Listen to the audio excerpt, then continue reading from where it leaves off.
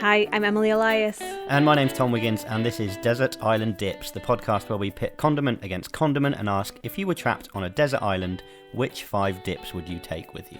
Recap: ketchup, mayo, brown sauce, cranberry sauce, English mustard. Top 5 condiments. They are all on the island, but this is the week where it all changes, and one of them will leave. I'm glad you did the Big Brother X Factor type intro. I was going to say, we definitely need to explain. They're only there by default because we've only done 5 episodes so far. Yeah. And this week, it is about the other green giant.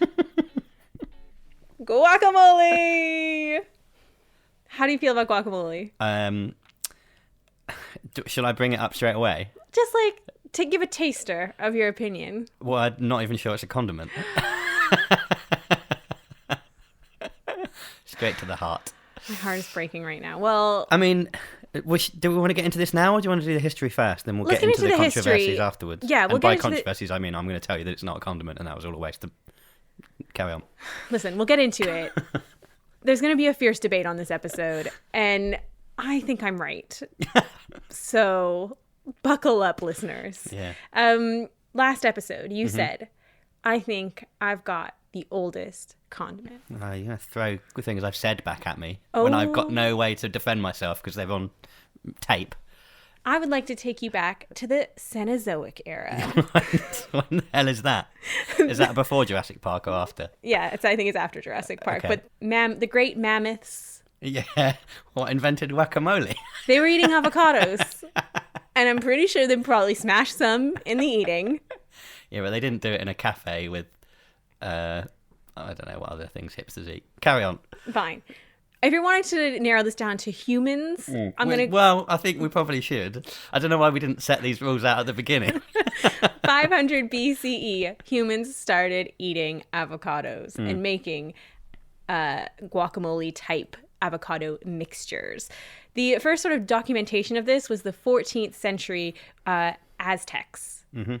They got into the guacamole sort of market, and they're using this sort of the same recipe that we were using today. And they made this thing called guacamole. Yeah. And it translates to avocado mixture or avocado sauce. Well, you can see how they got to that name then. And when the Aztecs were making it, they actually believed that the sauce had a special aphrodisiac power to it. It was a love sauce. Never call anything a love sauce, please. Have you ever eaten guacamole and then just felt a little sensual? I think maybe this is why I'm not that into it. So the Aztecs are eating their aphrodisiac love sauce, guacamole. And then the Spanish came along from the New World, and they're like, hey, this stuff tastes good. Let's do that thing where we bang it on the ship, take it back to Europe. Bang the person on the head that made it, nick their sauce off them and take it back with us. Yeah. Slight problem. Classic. Slight problem. Avocados don't grow in Europe. No. And they couldn't really transfer them on the boats well. So it kind of, guacamole just stayed within South and North America. Yeah. And that was kind of, it became really popular in central Mexico. It went, and the word guacamole evolved, and different varieties of it were kind of being hashed by different regions. But essentially, it's the same thing. It's avocado. It's like an onion, spice, chili, mixed, creamed up, and served. Yeah. And eaten with as a dip. Yeah. With some form of chip or bread, or not necessarily eaten with a spoon. Put that out there.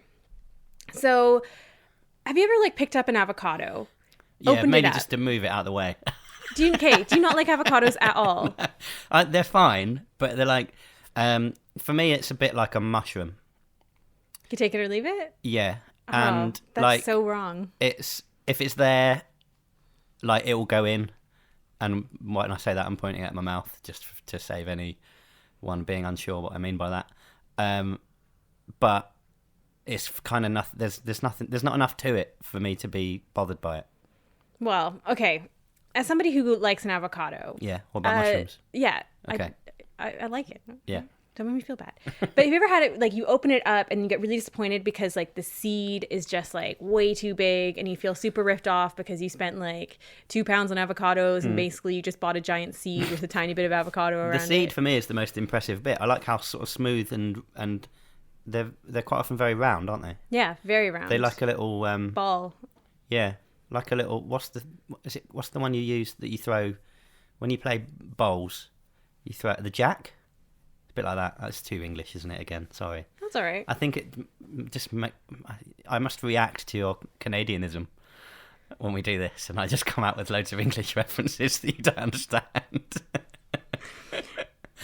All I was trying to say was there's lots of different varieties of avocado. So Okay. the one with the Is big... there? I didn't know that. There's lots of different ones. So like the one with the big sort of like seed in it that's really disappointing when you open it, that's like a bacon avocado. A what? A bacon avocado. As in Bacon. Bacon.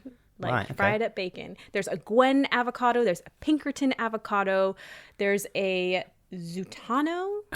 And they each have their own characteristics. Okay. Like whether they're creamier, like the flesh on the outside, whether it's smooth or bumpy, and like Do they look the same? They all kind of like, they all generally look the same. Yeah. It's an avocado. It's like how you would have like a golden delicious apple and a pink lady. Like Or they just oranges, clementines, satsumas, that kind of business. exactly. Right. There's just kind of like different variations.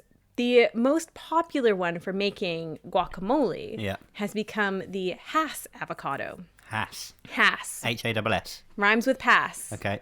So the Hass avocado is used for 80% of all guacamole in the world. And it was bred by this guy named Rudolf Gustav Hass. So, as in, he made it up? Yeah. He mixed other kinds to create it? Yeah. So he was... He's like the Frankenstein, and it's the... Sorry, he's the Dr. Frankenstein. Exactly. And it's the avocado monster. Yeah. So he was this like rural postal worker, and he lived in La Habra Heights, California. Yeah. He moved from the Midwest to find his fame and fortune. And at 33 years old, he had like a wife and kids, and he was, delivering letters all day. Yeah. And he was just kind of like, I'm going to save up my money. Yeah, like, I'm going to save up my money and I'm going to buy a bunch of avocado seeds. And I'm going to try and make, like, crossbreed them and try and make, like, the best avocado in the world. And he, in 1926, grew a little tiny baby tree from a Guatemalan seed of unknown parentage.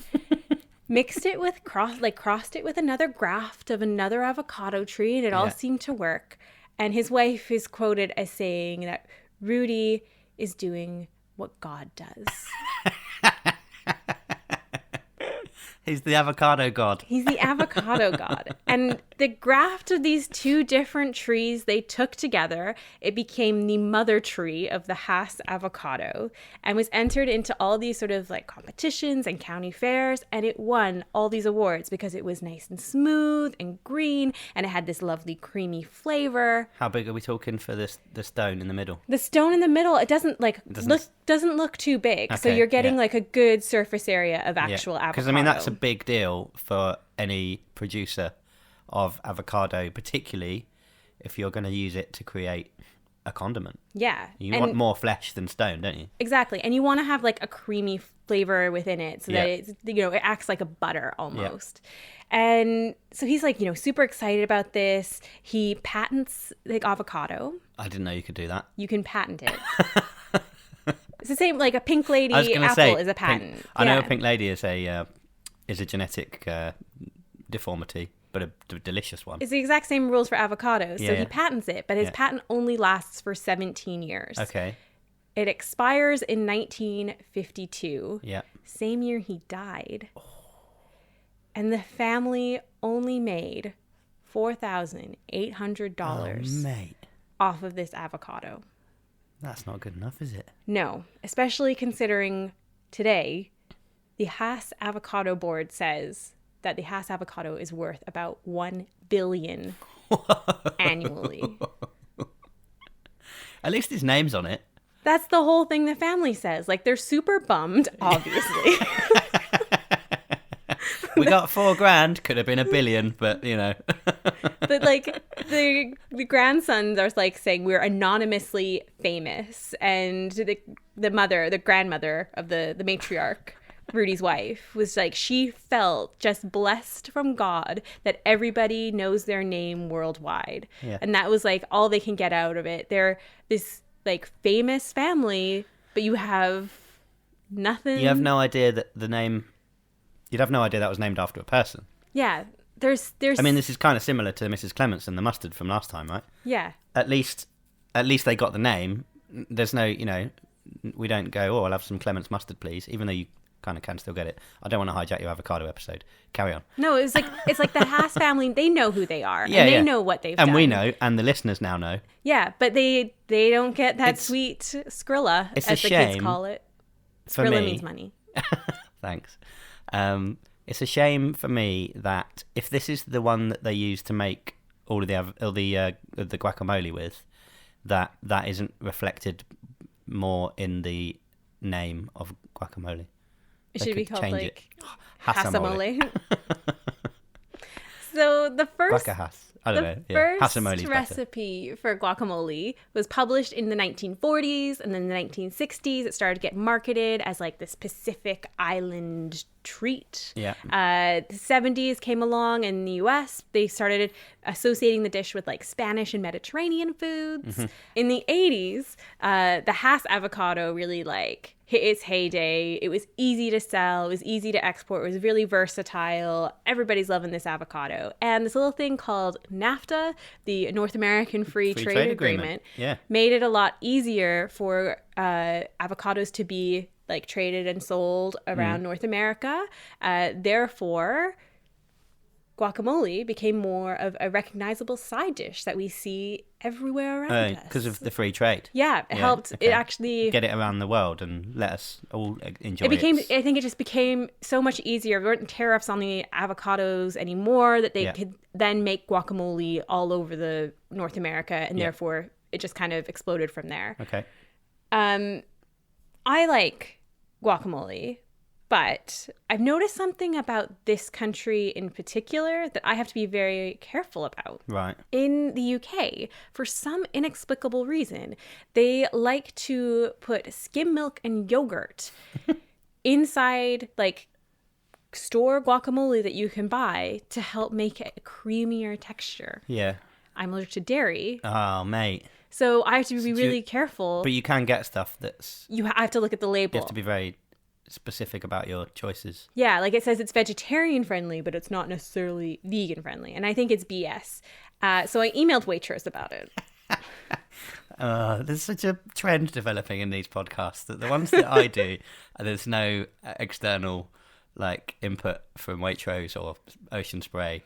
But the ones you do, there's always some extra expert comment. And I feel inadequate, basically. Don't, because it's the most depressing email reply ever. The customer service person at Waitrose tasked with dealing with me. Can someone reply to this, please? They said adding dairy is quite usual in some Mexican regions, and it adds a blame the rich Mexicans. texture to the end product. And I don't think that's right. Like, I've been looking, and sometimes you can find like guacamole mixed with like a sour cream. Yeah. And that's like very specific to like makes sense. Yeah, like that's very like region specific in Mexico. But I think that it's just like the British palate wants like creamier like things. I wouldn't be surprised. And so therefore they've just like completely are trying to cater to the British palate and like put milk in it. Yeah. Now, there's another controversy that's come up of what you put in your guacamole. Do you remember the show Saved by the Bell? Of course. Zach Morris, AC Slater. Who was the one that was in Showgirls? Elizabeth Berkley, maybe. Yeah. And then the other one, well, I think it was Zach's girlfriend. She was my favourite. Well, she is the ruiner of guacamole in this. What's her name? Tiffany Amber Thiessen. Oh, Kelly what's Kapowski. She has a show in the US called Dinner at Tiffany's. Yeah. And she like basically tries to show off how fabulous her life is while she makes like food to serve at cocktail parties. And her guacamole, she puts in, instead of lime, a ruby red grapefruit. I like ruby red grapefruit. That sounds nice. And then just to add a real curveball, also includes sunflower seeds. Less Not in a convinced by that. guacamole.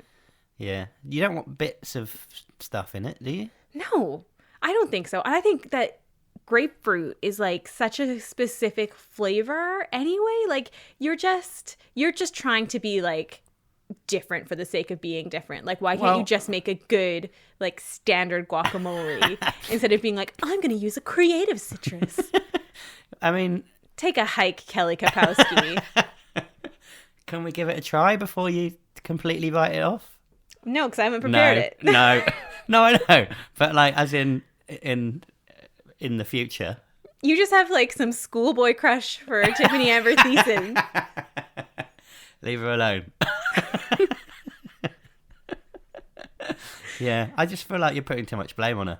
I think that she is trying to reinvent the wheel when nobody asked you to, Kelly. Reinventing the avocado wheel. Yeah. Okay, but I'm just going to put that to the side, Kelly Kapowski to the side for a second. Let's get into this. There's enough controversy already without Kelly getting involved. You are the center of this controversy, whereas you don't think guacamole is in the condiment family. So because of? Like, let's just run through the 4 condiments. Yeah. I really love that. Who came up with that? I love it. I believe it was James Holland. James Holland, if you're listening, thanks very much for that. The 4 condiments are: it is optional and not required. Yeah. You wouldn't eat a bowl of it on its own with just a spoon. Yeah, unless you're a bit weird. Yeah. You get it for free with a meal. Yeah. It can be bought in a container in a shop. Yeah. So if I were to revisit them, I would amend the last one slightly. I'm not sure that they need to. They can be sold, and actually, you'll have to confirm this for me. That it shouldn't need to be refrigerated in the shop. It can just be on the shelf. You can buy it just on the shelf. You can. Yeah. Okay, then that's fine. I thought it was one of those ones that had to be kept in the fridge there's area. varying levels of how good you want your guacamole to be. And the high standard is like in a refrigerated fresher cabinet. Version. Yeah. But there is a like old El Paso version that has like the world's longest shelf life. That you can just use straight out of the thing. In a squeezy bottle. Fair enough then. My thing about it is that I don't think you'd get that in a pub or restaurant for free. You'd only get it if it was part of what you'd ordered. You wouldn't be able to say, "Excuse me," when they come over. Is everything all right? Do you want some sauces?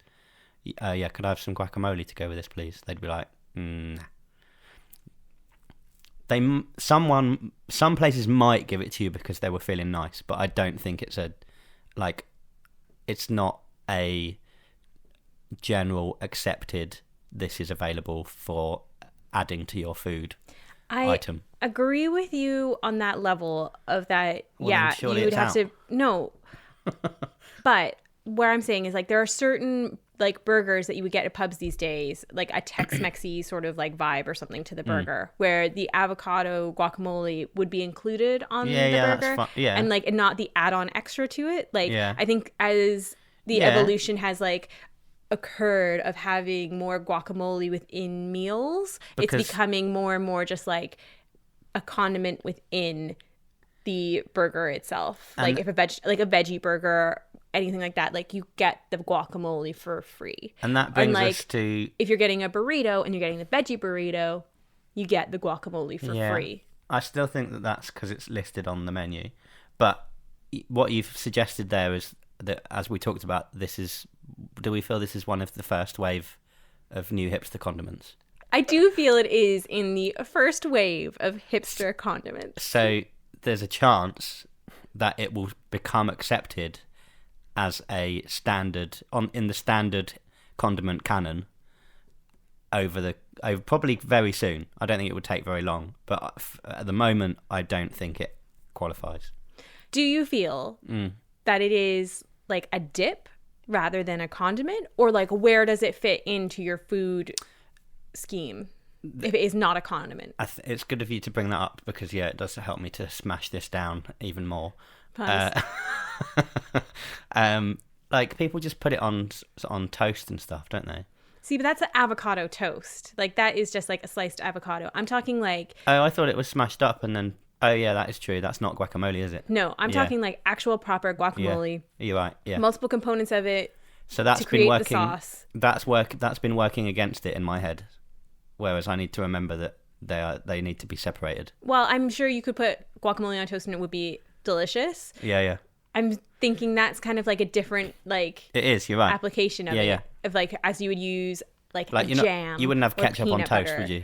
Just like smothered, bit of toast just smothered in I mean, ketchup. if you're having like it a might toasted be nice, bacon actually. sandwich and you put ketchup on the bread, Oh, yeah. like, I mean, I was eating a hot dog today and I ate the hot dog and I still had like leftover bun that just had like condiment Yeah, like, that's ketchup fine. on it. Like that was basically ketchup bread. Yeah, I but ate you that had- happily. There was another ingredient in there before that means that that's okay. So you're saying guacamole no? I'm still it falls down for me on the free in a pub argument. That for me it falls down on. But as I've said, because it is part of this new wave, I think that there's a potential for it to become accepted as standard, and therefore we could have it on the island. But for me, at the moment, no.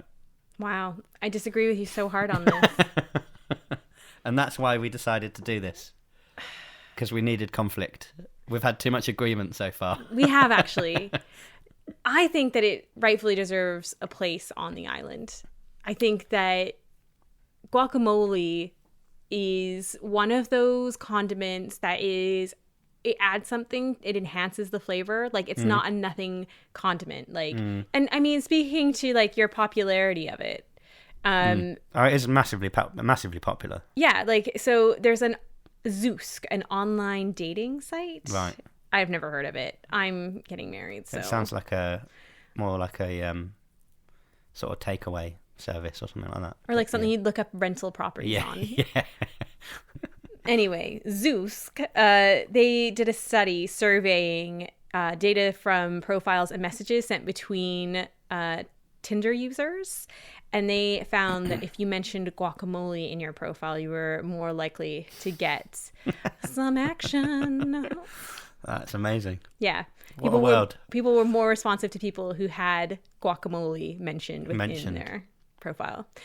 I mean, that is the power. That's the power of the condiment. Well, no, it's the power of guacamole. It's not necessarily the power of a condiment. What? I don't understand where you're putting guacamole on the spectrum of like this podcast is called Desert Island Dips. Yeah, like I you know. have to at least give me that it is a dip. Yeah, it's a dip, but it's not. I'm not having it as a condiment. But then why did we call our podcast then? Well, we called it that because I think you'll find it's a good pun. Desert Island condiments wouldn't have worked quite as well. So, yeah, I don't think I need to explain why I don't accept it again. I've done it twice. I understand. Fine. Shall we move on to some condiment news? Do you want to know my first encounter with avocados? Yes. In, I think it was 1994, or maybe before that. But when I was a child, it must have been before that actually, because I was 10 then, and I wouldn't be reading this then. There's a book called The Avocado Baby, a kid's book about a baby that won't, I don't think it will eat anything, but then there's an avocado that it eats the whole thing of, and it suddenly becomes like super strong. This is what they used to write books about for children in the like 80s and 90s.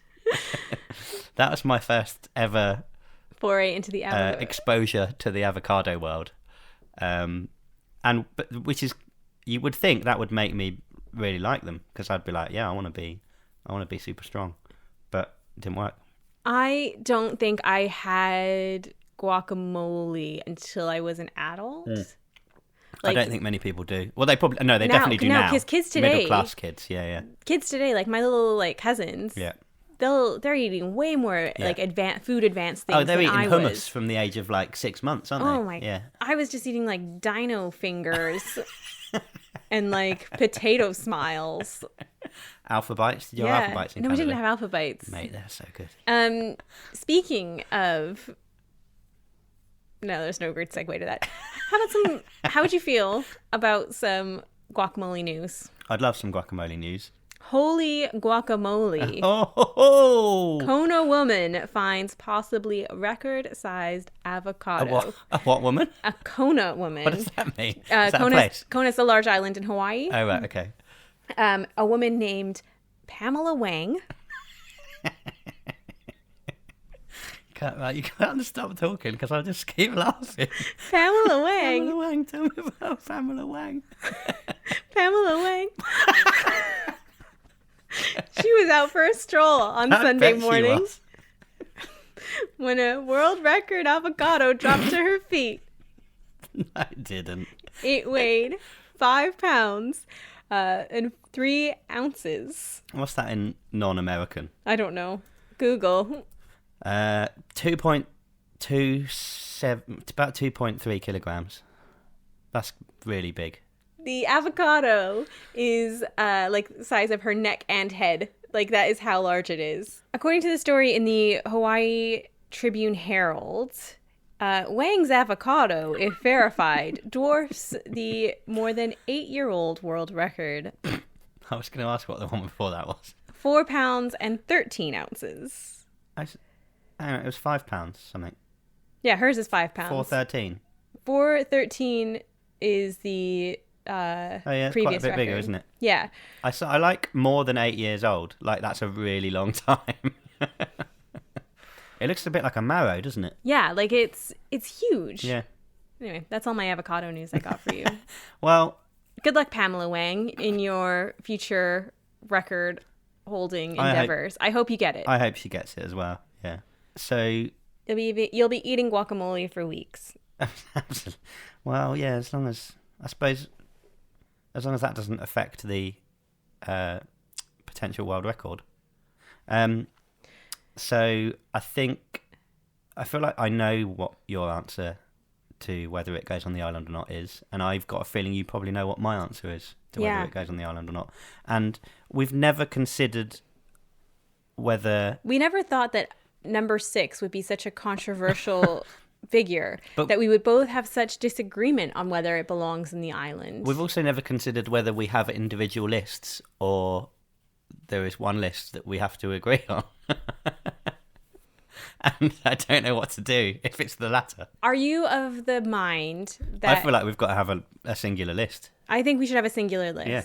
Now, are you of the mind that it is not a condiment whatsoever and therefore should not have a spot on the island at all? Or does it at least bump off cranberry, which we agreed was a temporary fixture on the island? Too seasonal. Yeah. That's really difficult. I should have thought about this beforehand, shouldn't I? Like, I could only have thought about it to a certain extent because I didn't have your history at that point, and now I have. I've learned a lot. The Haas family needs to know. And so does Mrs. Wang. I'm more swayed by the fact that you can get it in a bottle or whatever, a jar, in a supermarket on the shelf. So if I were in a pub... If I ran a pub and I was frequently asked by my clientele, can I have some guacamole with this?